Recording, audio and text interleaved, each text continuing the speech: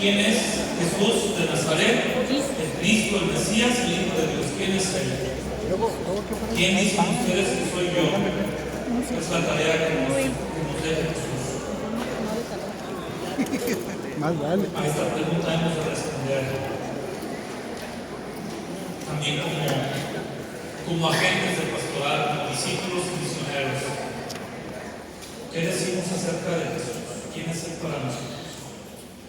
¿Un personaje de la historia nada más? ¿Un personaje admirable? ¿O mucho más que eso? ¿Qué decimos? Y esta segunda parte es también como una presentación, introducción del proyecto de Jesucristo. Entonces, la primera parte, ¿quién es Jesús de Nazaret? Y esta segunda parte, ¿cuál es el proyecto de Jesucristo? Podemos adelantar la respuesta. El reino de Dios. El proyecto de Jesús se llama el reino de Dios. Sobre este proyecto vamos a profundizar un poquito más. Y así como la primera parte fue abierta con un pasaje bíblico, evangélico, de igual manera vamos a abrir esta segunda parte. En el Evangelio de Marcos, Jesús anuncia el reino de Dios de este modo, diciendo: el tiempo se ha cumplido.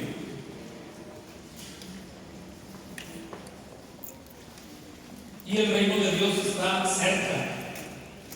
O también se puede traducir: y el reino de Dios está acercándose. O también se puede traducir: y el reino de Dios ha llegado. El tiempo se ha cumplido y el reino de Dios ha llegado. Conviértanse y crean en el Evangelio. Vamos a desmenuzar este anuncio de Jesús, este anuncio del reino, en esta segunda parte. Allí mismo, en el Evangelio según San Marcos, posteriormente podrán cerciorarse de que sea así, acudiendo ustedes mismos al pasaje bíblico. Cada evangelista ha seleccionado premeditadamente cómo iniciar su obra. ¿Cómo iniciar su obra? Marcos inicia así: comienzo del Evangelio de Jesús, el Cristo, Hijo de Dios. Así abre el evangelista Marcos su obra. Comienzo del Evangelio de Jesús, el Cristo, Hijo de Dios.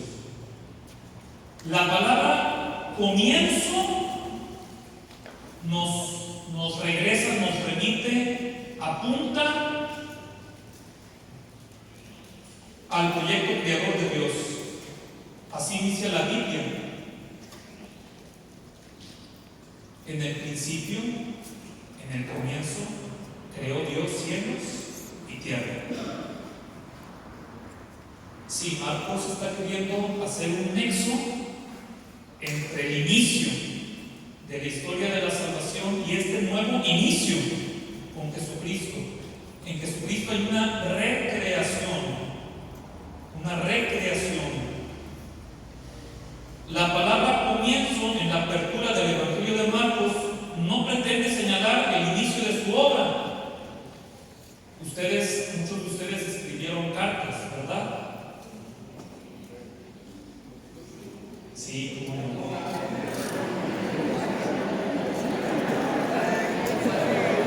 Sí, yo también llegué a escribir cartas. Y nadie inició cartas y escribiendo: este es el inicio de la carta. Es una manera absurda de aquí estoy comenzando la carta, Nadie inicia así una carta. Entonces, por lo tanto, la palabra comienzo en la apertura del Evangelio de Marcos no pretende señalar el inicio de su obra, sino el comienzo de una nueva etapa en la historia de la salvación. Y esa nueva etapa en la historia de la salvación comienza con Jesús, a quien Marcos nos invita a reconocer ya desde el principio de su Evangelio como el Cristo e Hijo de Dios. Del mismo modo se puede decir que la palabra Evangelio comienzo del Evangelio de Jesús. Aquí la palabra Evangelio no pretende ser el título del Evangelio según San Marcos. Marcos no está diciendo, aquí está comenzando mi Evangelio. Aquí está comenzando mi escrito que posteriormente llamarán Evangelio. O les sugiero yo que posteriormente le pongan por nombre Evangelio, según San... No, es Evangelio de Jesús. Evangelio de Jesús. Con la palabra Evangelio, Marcos está designando la buena noticia que es Jesús. Comienzo del Evangelio de Jesús. O si te sirve entenderlo del siguiente modo, comienzo de la buena nueva o de la buena noticia que Jesús mismo es. El Evangelio es Él. O también, si te sirve entenderlo así, comienza aquí la buena noticia de Dios, cuyo contenido es Jesús. Cuyo contenido es Jesús. Es decir, Marcos designa como buena noticia la mejor de todas,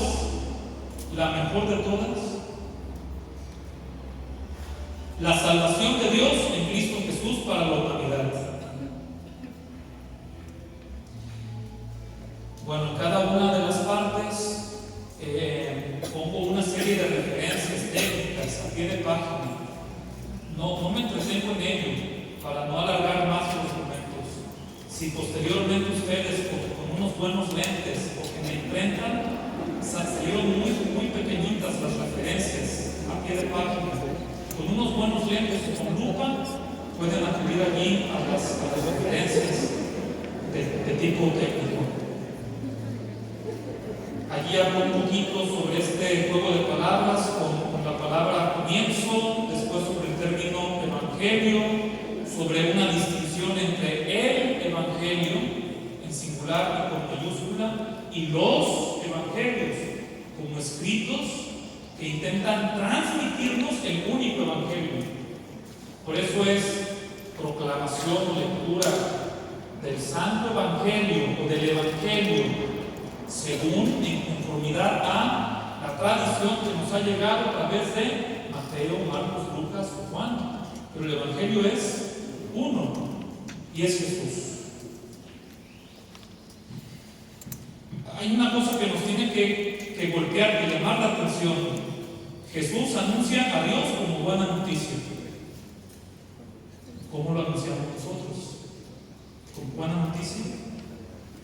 Nuestros niños, jóvenes, adolescentes, el anuncio que les hacemos de Dios lo perciben así como buena noticia, porque Jesús presentaba a Dios como buena noticia.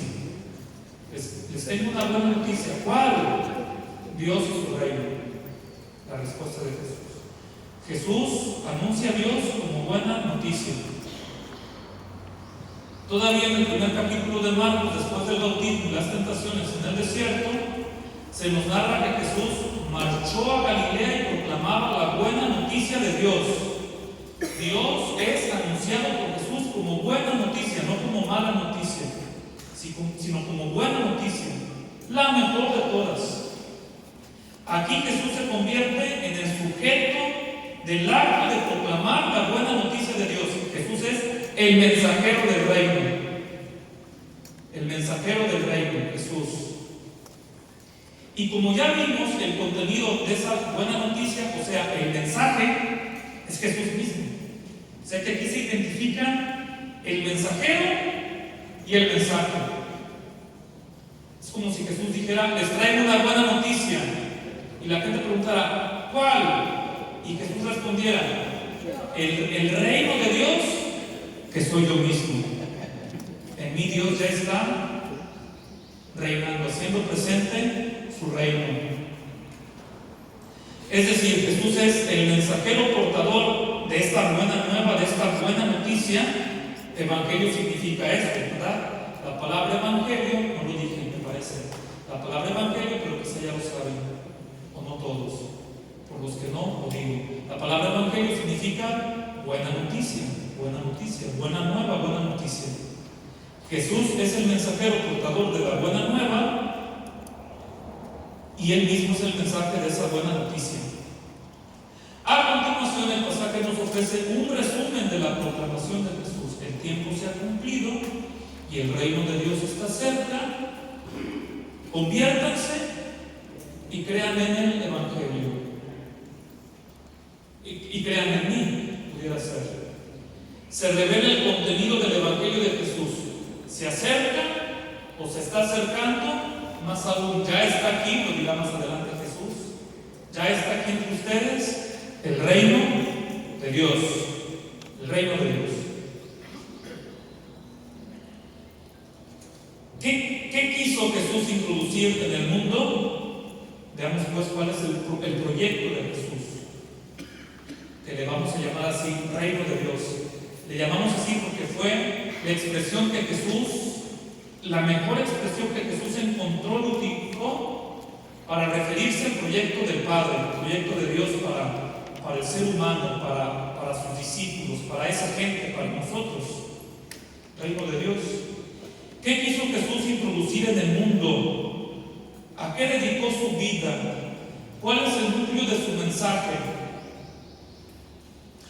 El movimiento de Jesús se ha configurado a lo largo de los siglos como una religión, con su culto propio, sus creencias y sus prácticas. No está mal, no demerito en nada que las cosas en la providencia divina se hayan dado así, pero eso fue ya en el transcurso de los siglos. Jesús no nos dejó ni el derecho canónico, ni el catecismo de la Iglesia Católica, ni un plan diocesano de pastoral, es más, ni el Nuevo Testamento nos dejó, para terminar pronto. ¿De acuerdo? No dejó nada de eso. Y es que hemos de comprender que el cristianismo sí es una religión, pero se distingue y está llamada a ser algo mucho más que eso. Si de Jesús nace una nueva religión, y de hecho así sucedió, insisto, porque providencialmente Dios sí lo dispuso, y a esa religión de momento le vamos a llamar médicamente cristianismo. Cristianismo. Si de Jesús nace una nueva religión, tendrá que ser una religión al servicio del proyecto de Jesús, el reino de Dios. ¿Qué es más? ¿La Santa Madre Iglesia Católica, Apostólica y Romana o el reino de Dios? El reino de Dios, sin duda. Es mucho más. Y la Iglesia solamente puede ser Santa, Católica, Apostólica y Romana si está al servicio del reino de Dios. Esa es nuestra misión. El reino de Dios es sin duda el núcleo de la predicación de Jesús. Casi todas sus parábolas comienzan del siguiente modo: el reino de los cielos se parece a, o el reino de Dios es semejante a. Casi todas están introducidas así. La expresión reino de Dios aparece en los evangelios, me parece que 120 veces, por ahí pongo el dato, 120 veces en los evangelios. La palabra iglesia 2 veces. 2. ¿En dónde está poniendo el acento Jesús? En el reino.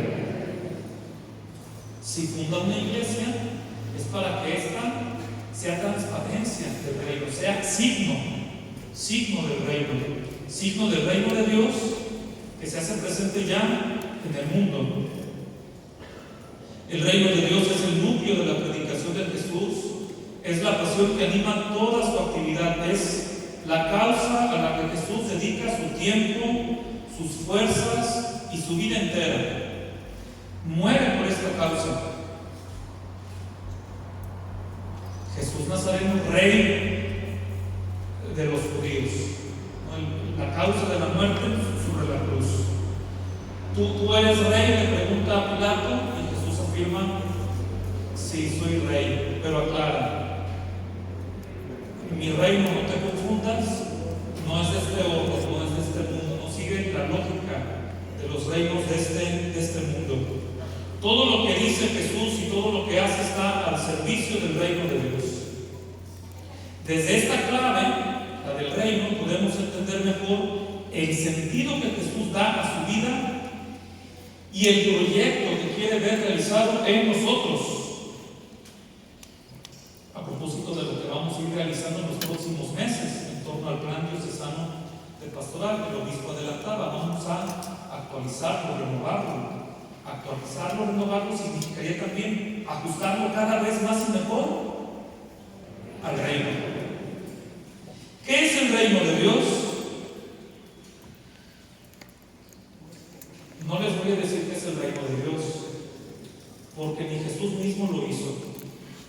Que Jesús nunca conceptualizó el reino de Dios. Qué bueno, porque así nos libró de que el reino de Dios fuera como demasiado teorizado, académico, ente de razón. Lo vivió, y después con un lenguaje simbólico tomado de las referencias de su cultura, lo expresa. Las palabras son estas.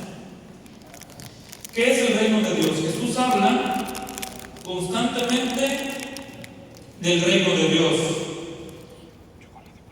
Fue sin duda la mejor expresión que él encontró para revelar lo que Dios quiere para la humanidad, su convicción más profunda en Jesús.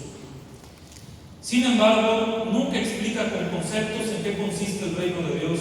Lo vive en carne propia, lo expresa en parábolas, lo manifiesta con toda su vida.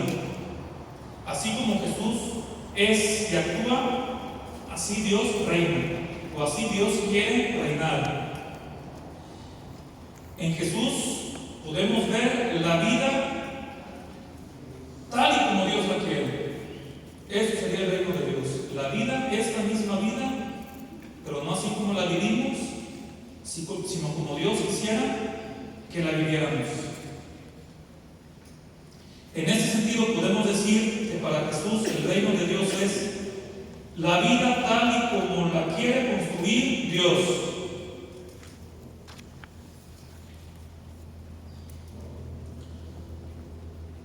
Jesús busca con todas sus fuerzas el primado de Dios, que Dios esté en primer lugar, pero no porque Dios sea un ser egoísta que quiera como reivindicar sus derechos, sino porque en esa primacía de Dios el ser humano encuentra su libertad.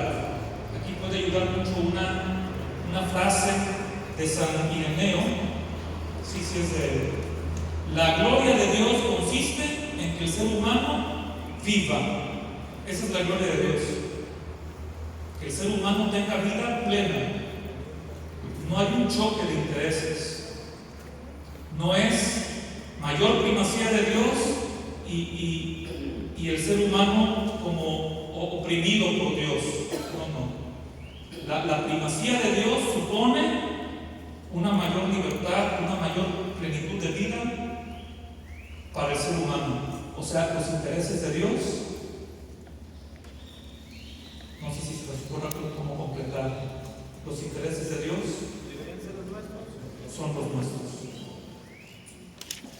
A Dios le importamos a Dios. Dios quiere que vivamos plenamente esta vida como hijos suyos. Por eso Jesús cura enfermos que nadie curaba. Alivia el dolor de gentes abandonadas. Toca a los que nadie quería tocar, a los intocables. Jesús es capaz de hacer a un lado todas las barreras, todos los prejuicios, para tocar es entrar en contacto con, relacionarse, para tocar a los que nadie quería tocar. Bendice y abraza a los pequeños. Es un gesto de ternura, sí, pero los pequeños eran también los despreciados. En la antigüedad los niños no es que contaran mucho. Se acerca a los olvidados y despreciados, recaudadores de impuestos, prostitutas, endemoniados, samaritanos. Su vida se convierte en el mejor símbolo de la llegada de Dios, que viene como Padre. Curioso que Jesús habla tanto del reino de Dios y poco habla de Dios como rey. Él que habla tanto del reino de Dios nos dice que Dios es Padre. Nos dice que viene como Padre, Dios viene como Padre a establecer una vida más digna para sus hijos.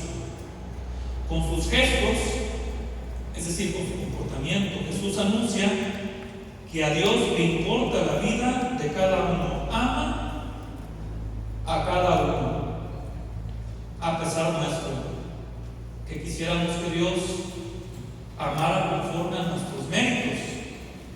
Pues, ¿cómo Dios va a amar más al que nunca se acerca que a mí, que tanto me acerco? Por eso decía al final del bloque anterior que esta manera en la cual Jesús nos presenta el rostro verdadero de Dios desconcertó a muchos. Se encontró incluso con la oposición y el rechazo de muchos. No queremos a ese Dios verdadero, mejor queremos al ídolo, al Dios que se puede domesticar. A lo mejor tenemos a Dios demasiado domesticado. Bueno, que esta introducción sirva también para que no pretendamos domesticar a Dios, que le permitamos a Dios ser Dios. Dios viene a destruir, efectivamente, sí viene a destruir, pero no a las personas, sino el mal que está en la raíz de todo. Ese mal que deshumaniza personas y ambientes. Para desilusión de algunos, ayer y ahora, para la desilusión de algunos, Jesús manifiesta que Dios no viene a destruir a los humanos ni a aniquilar a los pecadores. Para la desilusión de algunos, en el tiempo de Jesús y en nuestro tiempo, Dios llega a liberar a todos del poder del mal en todas sus formas. Por eso el reino de Dios se abre camino allí donde los enfermos son curados. Allí se abre camino donde los enfermos son curados, atendidos, donde los endemoniados son liberados. Endemoniados en sentido amplio, ¿verdad? El demonio del individualismo, de la indiferencia, del egoísmo. Donde los pecadores son perdonados y donde los pobres recuperan su dignidad. Esto es lo que Jesús tanto desea, y este es precisamente el fuego que Jesús ha venido a traer a la tierra. Él vino a traer fuego a la tierra, y cuánto deseo que este fuego ya esté ardiendo. Y muchos dicen, ay, el castigo, la ira divina, que bueno, ya que arda. No es eso. Es el fuego del reino, la gran pasión de Jesús. De modo similar a la narración de Marcos, también los otros evangelistas refieren esta itinerancia de Jesús, este ir de pueblo en pueblo, de aldea en aldea, anunciando el reino de Dios. Lucas, por ejemplo, dice que Jesús recorría ciudades y pueblos, proclamando y anunciando la buena nueva del reino de Dios. Así resumen los evangelistas la misión de Jesús. A diferencia del Bautista, es interesante, vamos a contrastar las figuras del Bautista y de Jesús. A diferencia del Bautista, Jesús coloca el juicio en otra perspectiva. ¿Recuerdan cómo anunciaba el Bautista la cercanía del reino de Dios? Ya está el hacha puesta. Ya está el hacha puesta. Árbol que no dé fruto, al fuego. Y Jesús dice, no. Árbol que no dé fruto, vamos abonándole la tierra para que dé fruto. ¿Que somos más bautistas que cristianos o más cristianos que bautistas? No lo sé.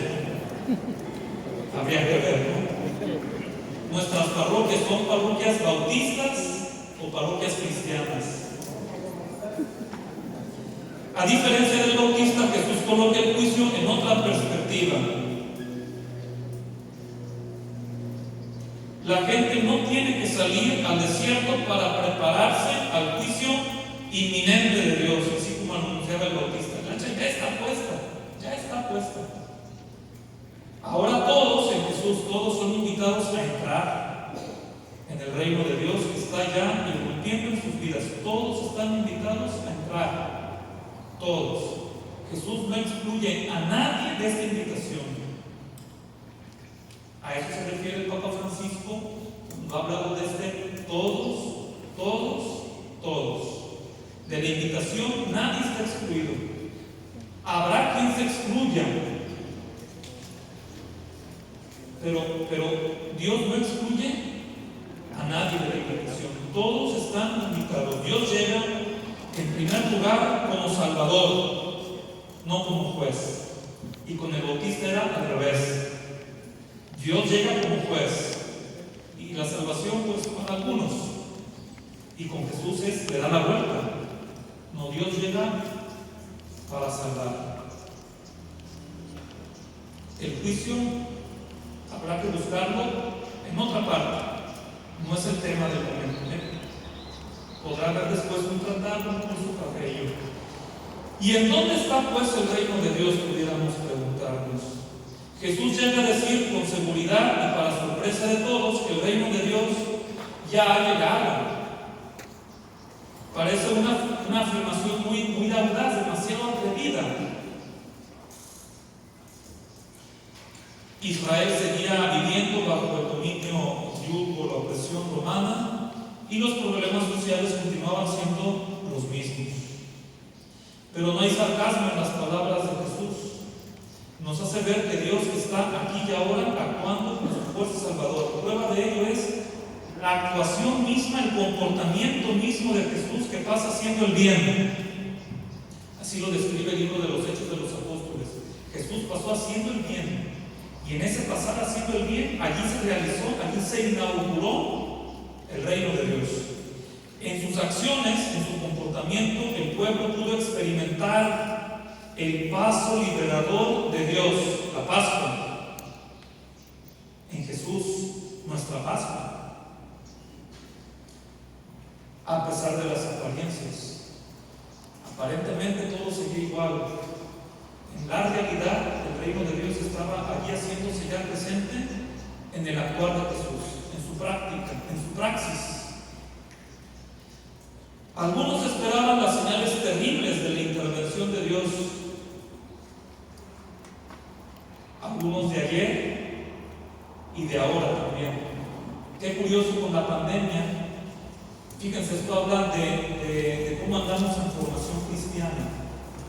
Cuando la pandemia, muchísimos cristianos, eso tiene que ser como un foco naranja para nosotros. Muchos cristianos interpretaron la pandemia como un castigo de Dios. Algunos esperaban las señales terribles de la intervención de Dios, ayer y ahora. Jesús afirma que la venida del reino de Dios no se producirá, lo dice Él, aparatosamente, ni se dirá, véanlo aquí o allá, porque miren, dice, el reino de Dios ya está entre ustedes. Ojo, ese entre ustedes, aquí hago la anotación al pie de página, no se refiere a una experiencia intimista del reino de Dios. Nada más lejos del cristianismo que eso. Por eso la meditación trascendental y el mindfulness, poco o nada tienen que ver con la espiritualidad auténticamente cristiana. Porque la espiritualidad cristiana nos descentra de nosotros mismos para ir al encuentro del otro. Así que el tapetito ya lo pueden ir enrollando.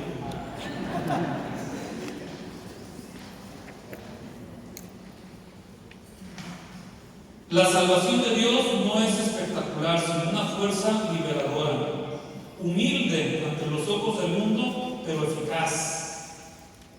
De esta humildad y eficacia al mismo tiempo hablan las parábolas de la semilla que crece por sí sola, la del grano de mostaza, la de la levadura, que es poquita, pero si mantiene toda su esencia, su identidad, fermenta toda la masa. La sal, ustedes son la sal, ustedes son la luz. está al alcance de todos los que reciban esta buena nueva del reino de Dios, decidiendo vivir conforme a sus valores. El reino de Dios se hace presente, se realiza allí donde hay quien se decide a vivir conforme a sus valores. La iglesia tiene, está llamada a vivir en ella misma en los valores del reino, para que sea signo del reino. El primero en vivir los valores del reino es Jesús. Por eso su vida es la realización del reino de Dios. Él y el reino de Dios se identifican. El reino de Dios es Jesús.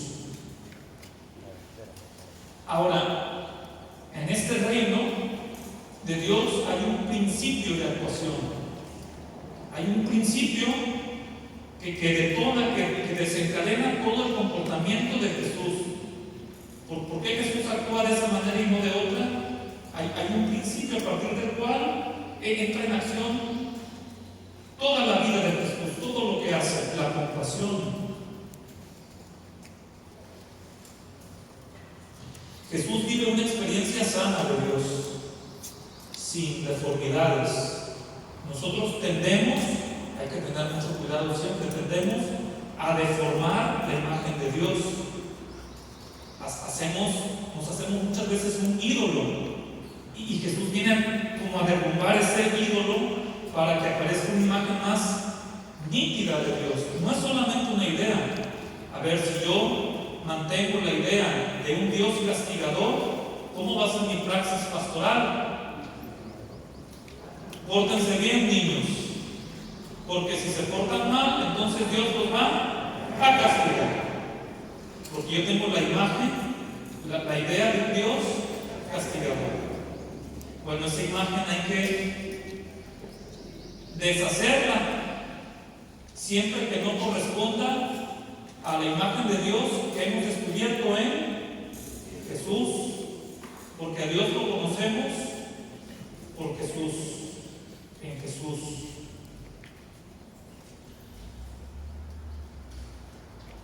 La vida de Jesús se convierte en el mejor símbolo de la llegada de Dios, que viene como Padre para establecer una vida más humana para sus hijos.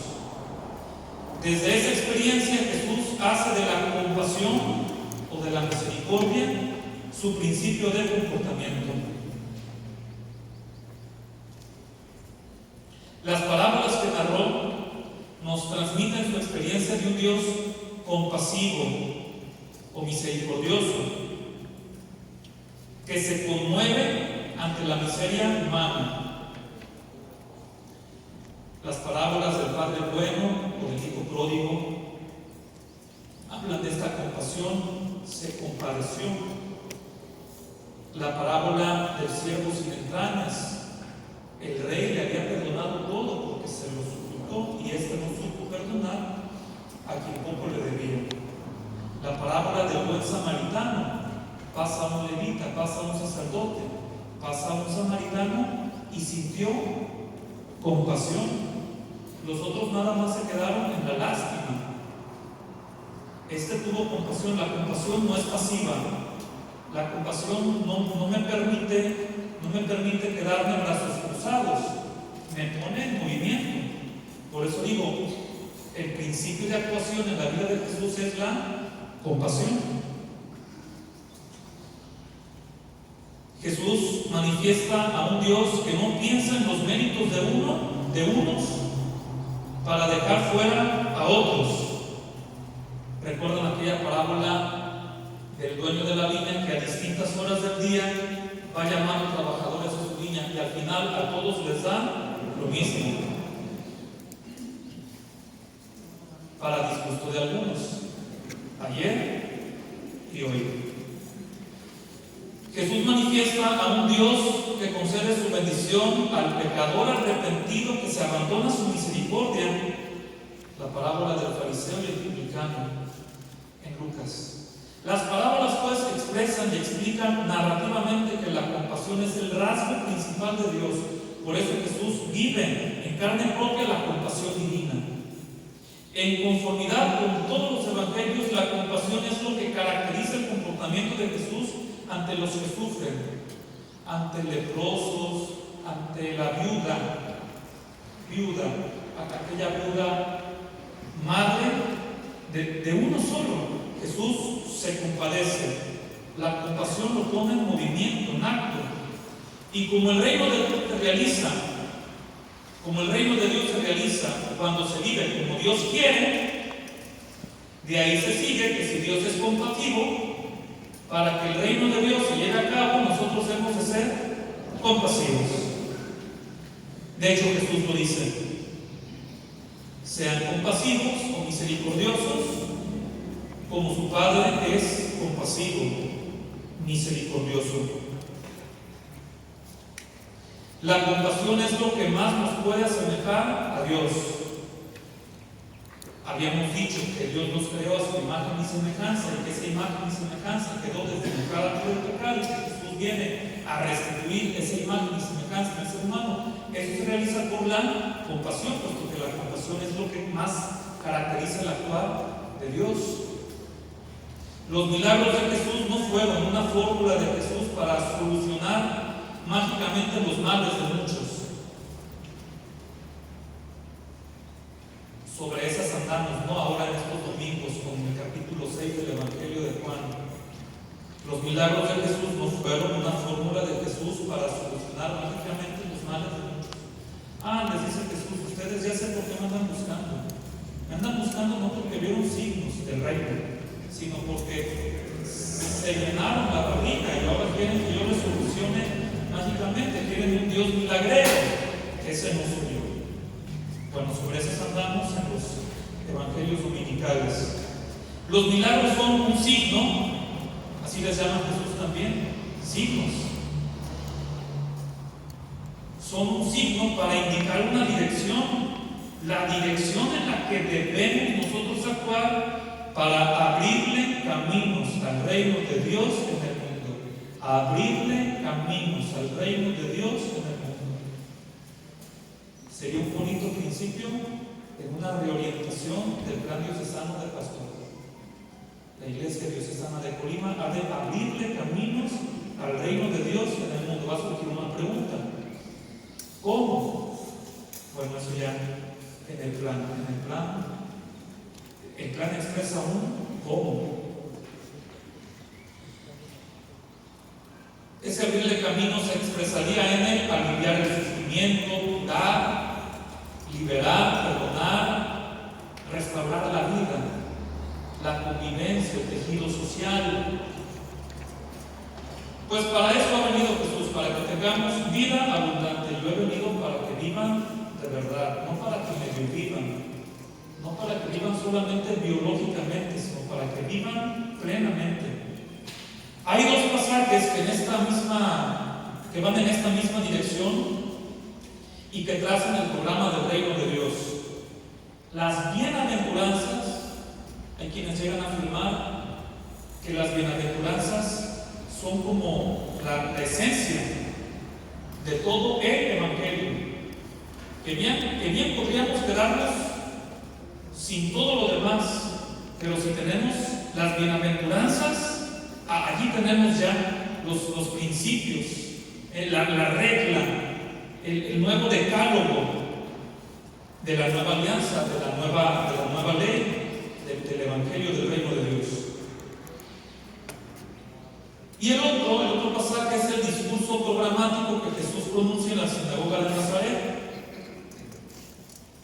tomando en parte las palabras del profeta Isaías: el Espíritu del Señor está sobre mí, me ha ungido para anunciar a los pobres la buena nueva, curar a los ciegos, sanar a los heridos, conceder el año de gracia.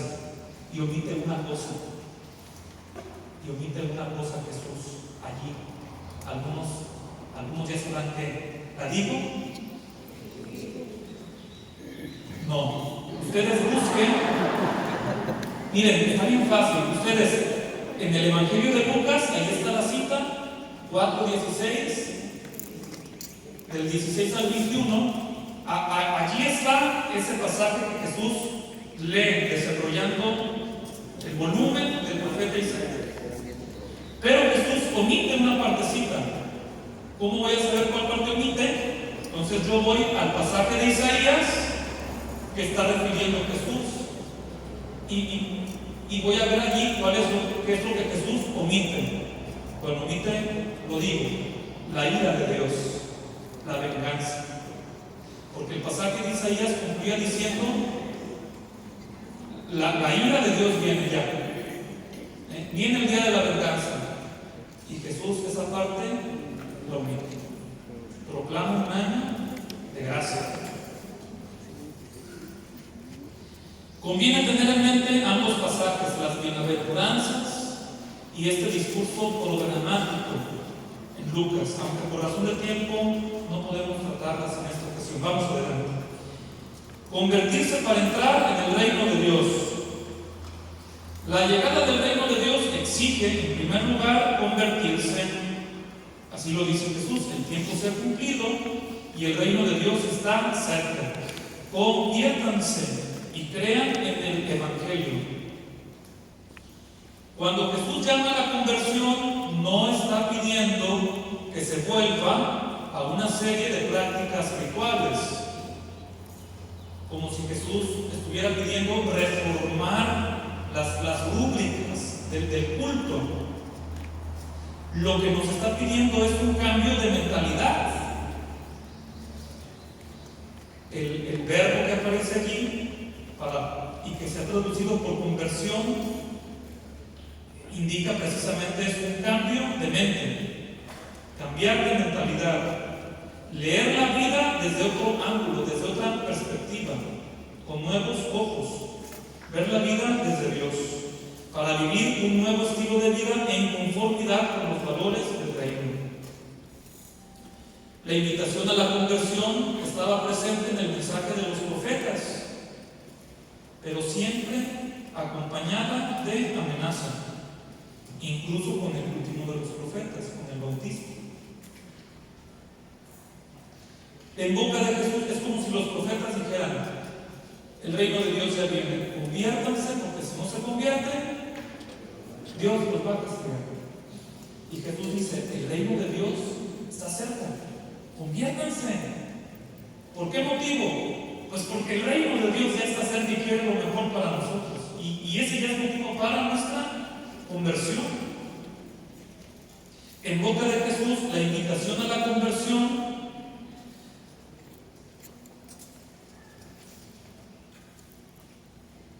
En boca de Jesús, la invitación a la conversión no viene acompañada por la amenaza de un castigo. Es como si Jesús dijera: es que en el rechazo a los valores del reino, es que en el rechazo ya está el sufrimiento. Allí ya está el castigo, nada peor que eso. Y nada mejor que vivir en conformidad con lo que Dios quiere para ti. Entonces, la invitación está motivada por creer en el Evangelio, confiando la propia vida a la propuesta del reino de Dios. Confiando la propia vida en cosas muy concretas.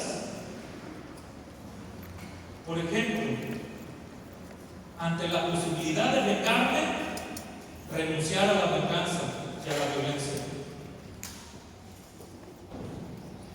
En esas cosas tan concretas, tan pequeñas, allí con esas opciones se realiza el reino de Dios y requiere un acto de confianza, de fe.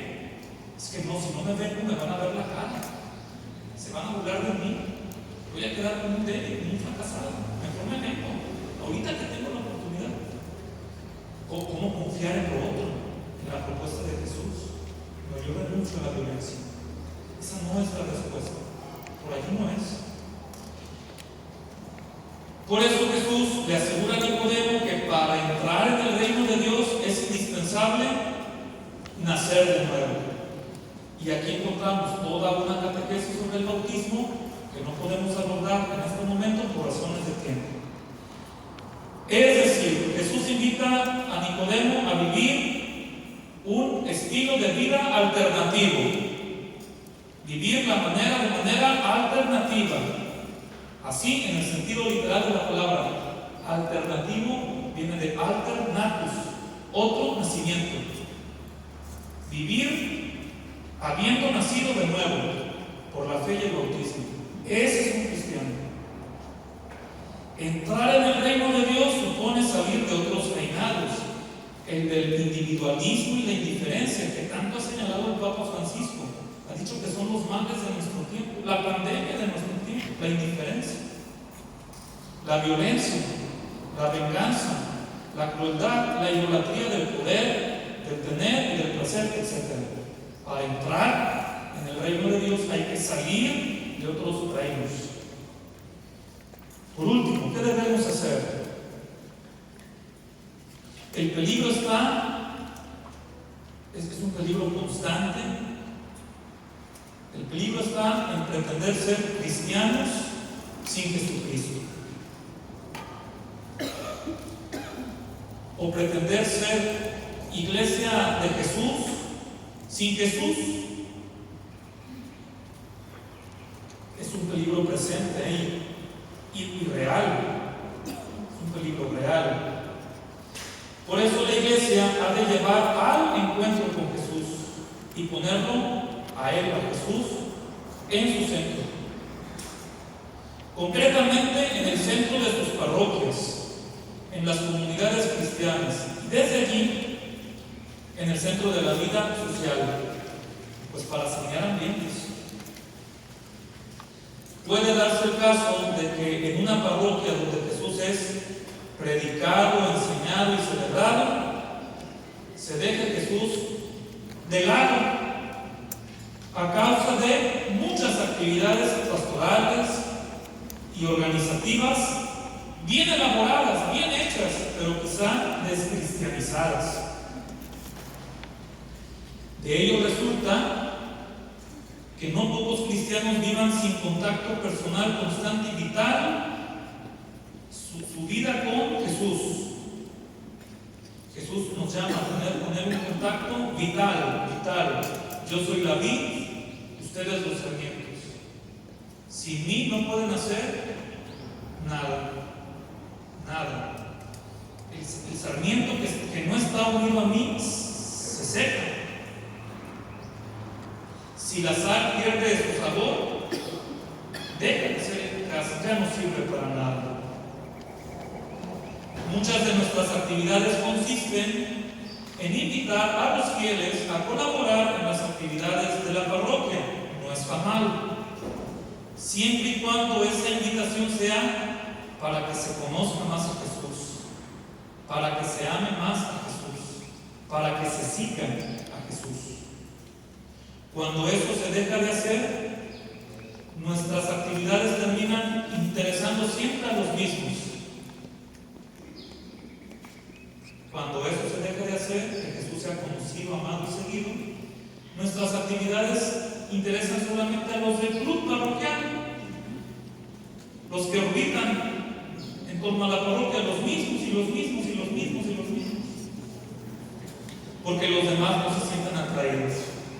Nuestro atractivo es Jesús. Quita a Jesús, no hay atractivo ya. El atractivo que en tu iglesia tenemos es Jesús al centro. Volver al que es la fuente y el origen de la iglesia, Jesús, eso es lo que tendríamos que hacer. La reforma de la iglesia siempre está llamada a reforma, siempre. No es un monolito, la iglesia no está llamada a ser un monolito.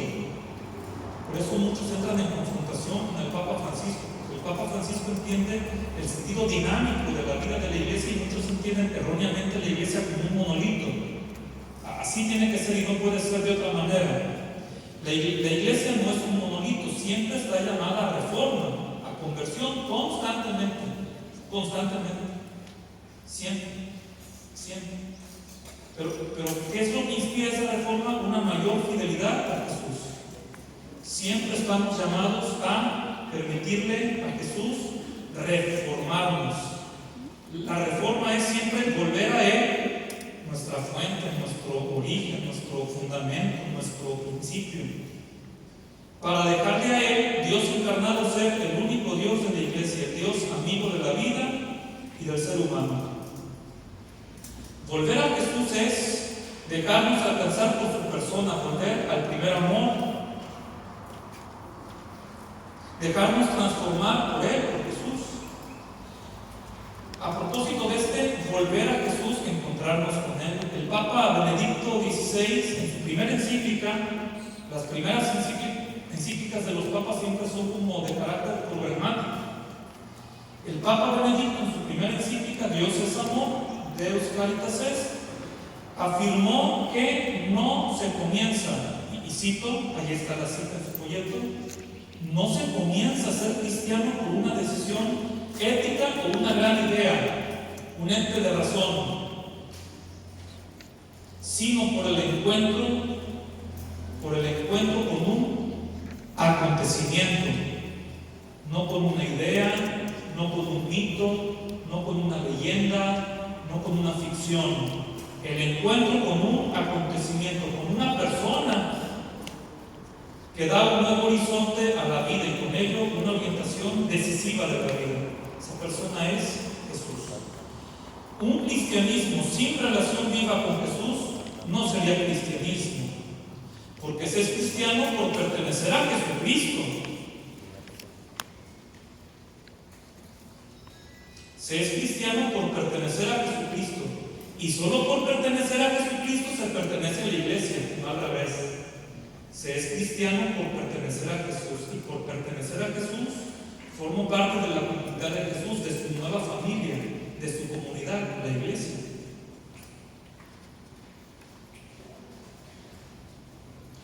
Y se busca que ella, la iglesia, la nueva familia de Jesús, su comunidad, sea cada vez más fiel al Evangelio, en singular y con mayúscula.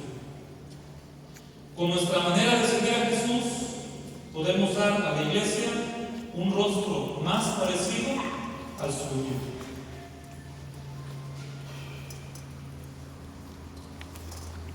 Bien, ahora sigue un momento muy importante, quizás sea el más importante de esta mañana, antes de la sesión vespertina. Sigue un momento muy importante en el que ustedes, habiendo recordado por la acción del Espíritu todo como Jesús nos enseñó, nos ha enseñado, en el que ustedes por equipos puedan trabajar con las siguientes preguntas, las que tienen en la página 23. Rapidísimamente la leo, le pido a Poncho se aproxime para que dé las indicaciones del trabajo por equipos de los lugares. ¿Cómo poner a Jesucristo en el centro de la iglesia y más en concreto en el centro de nuestras parroquias y comunidades cristianas? ¿Dónde observamos más necesidad de verdad y fidelidad a Jesucristo en nuestra parroquia o comunidad? ¿Cuáles son los primeros pasos que podemos dar para caminar hacia una nueva fase de parroquia o comunidad más inspirada y motivada por Jesús y mejor organizada para abrir caminos al proyecto humanizador del reino de Dios? ¿Qué conocimiento tenemos en nuestra parroquia o comunidad del proyecto de Jesús? ¿Está el proyecto de Jesús presente en los distintos niveles de nuestra planeación pastoral? O sea, ¿está presente el proyecto de Jesús en nuestros proyectos? ¿Por dónde quiere llevar hoy Dios al mundo y a la iglesia hacia su reino? Son 6 preguntas. Se pueden contestar en distinto orden, no es un examen. Las preguntas se pueden escoger, se pueden contestar primero unas y después otras, unas sí, otras no. Se pueden responder globalmente, pero que sea materia para conversar. Por favor, no entremos en temas polémicos en nuestros grupos, que si la comunión, que si parados, que si postrados, que si en la boca, que si en la mano. No entremos en esos temas, que si maduro, que si el inmaduro, que si las familiares, que si... sin entrar en temas polémicos. Concentrémonos en esto, que el enemigo malo no nos distraiga, ¿de acuerdo? Que no nos distraiga. Hay que concentrarnos en esto, porque desde esto es como se puede responder a lo demás. Bien. Poncho ya había adelantado que en el café atrás está un numerito, yo fui el número 6, cada quien ubique su número. Algunos no traen, ahorita ya se verá qué hacer. Y Poncho nos va a dar las indicaciones de distribución. Gracias.